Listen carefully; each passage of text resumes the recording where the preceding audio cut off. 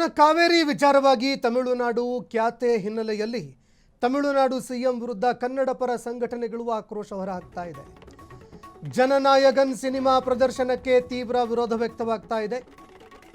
ಕನ್ನಡ ಪರ ಸಂಘಟನೆಗಳು ತೀವ್ರ ಆಕ್ರೋಶ ವ್ಯಕ್ತಪಡಿಸ್ತಾ ಇದೆ. ಚನ್ನಪಟ್ಟಣ ಶಿವಾನಂದ ಚಿತ್ರಮಂದಿರದ ಮುಂದೆ ಕನ್ನಡ ಪರ ಸಂಘಟನೆಗಳು ಹೋರಾಟಕ್ಕೆ ಮುಂದಾಗಿದ್ದಾವೆ. ಚನ್ನಪಟ್ಟಣ ಶಿವಾನಂದ ಚಿತ್ರಮಂದಿರದ ಎದುರು ಕಸ್ತೂರಿ ಕರ್ನಾಟಕ ಜನಪರ ವೇದಿಕೆಯಿಂದ ಪ್ರತಿಭಟನೆ ಹಮ್ಮಿಕೊಳ್ಳಲಾಗಿತ್ತು. ತಮಿಳುನಾಡು ಸಿಎಂ ವಿಜಯ್ ಅವರ ವಿರುದ್ಧ ಘೋಷಣೆಗಳನ್ನು ಕೂಗಿದ್ದಾರೆ. ನಾಳೆಯಿಂದ ಚಿತ್ರ ಪ್ರದರ್ಶನ ನಿಲ್ಲಬೇಕು, ಬ್ಯಾನರ್ಗಳನ್ನು ಕೂಡ ತೆಗೆದುಹಾಕಬೇಕು. ರಾಜ್ಯಾದ್ಯಂತ ಸಿನಿಮಾ ಬ್ಯಾನ್ಗೆ ಕನ್ನಡ ಪರ ಸಂಘಟನೆಗಳು ಆಗ್ರಹಿಸಿದವೆ.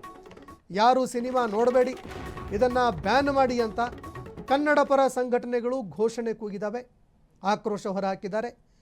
ಜೊತೆಗೆ ಕನ್ನಡಿಗರಿಗೆ ಕರೆ ಕೂಡ ಕೊಟ್ಟಿದ್ದಾರೆ. ಯಾವುದೇ ಕಾರಣಕ್ಕೂ ಈ ಸಿನಿಮಾ ನೋಡಬೇಡಿ ಅಂತ ಆಕ್ರೋಶ ಹೊರಹಾಕಿದ್ದಾರೆ. ಜನನಾಯಕನ್ ಸಿನಿಮಾಗೆ ಈಗ ಕರ್ನಾಟಕದಲ್ಲಿ ಒಂದು ರೀತಿ ಸಂಕಷ್ಟ ಎದುರಾಗ್ತಾ ಇದೆ. ದೃಶ್ಯಾವಳಿಯಲ್ಲಿ ನೋಡ್ತಾ ಇದ್ದೀರಿ, ಚಿತ್ರಮಂದಿರದ ಎದುರು ಕನ್ನಡ ಪರ ಸಂಘಟನೆಗಳು ಹೋರಾಟಕ್ಕೆ ಮುಂದಾಗ್ತಾ ಇದ್ದಾವೆ. ಚಿತ್ರ ಬ್ಯಾನ್ ಮಾಡಬೇಕು, ಅದರ ಬ್ಯಾನರ್ಗಳನ್ನು ಏನು ಹಾಕಲಾಗಿದೆ ಅದನ್ನು ಕೂಡ ತೆರವು ಮಾಡಬೇಕು ಅಂತ ಈ ಬಗ್ಗೆ ಒತ್ತಾಯವನ್ನು ಮಾಡಿದ್ದಾರೆ.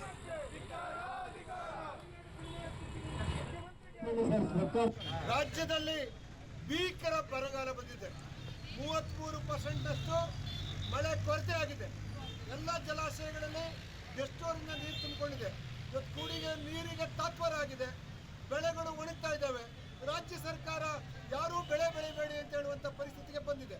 ಇಷ್ಟಾದರೂ ಕೂಡ ಕಾವೇರಿ ನೀರು ಪ್ರಾಧಿಕಾರ 3,500 ಕ್ಯೂಸೆಕ್ಸ್ ಅನ್ನು ಪ್ರತಿದಿನ ಬಿಡಬೇಕು, 4 TMCಯನ್ನು 15 ದಿನಗಳವರೆಗೆ ಬಿಡಬೇಕು ಅಂತ ತಾಕೀತು ಮಾಡಿರೋದು ಅತ್ಯಂತ ಅವೈಜ್ಞಾನಿಕ. ರಾಜ್ಯ ಸರ್ಕಾರ ಯಾವುದೇ ಕಾರಣಕ್ಕೂ ಮಣಿಬಾರದು. ಮತ್ತೊಮ್ಮೆ CWRC ಮುಂದೆ ನಮ್ಮ ರಾಜ್ಯದ ಬರ ಪರಿಸ್ಥಿತಿಯನ್ನು ಮಳೆ ಬೀಳಿದೆ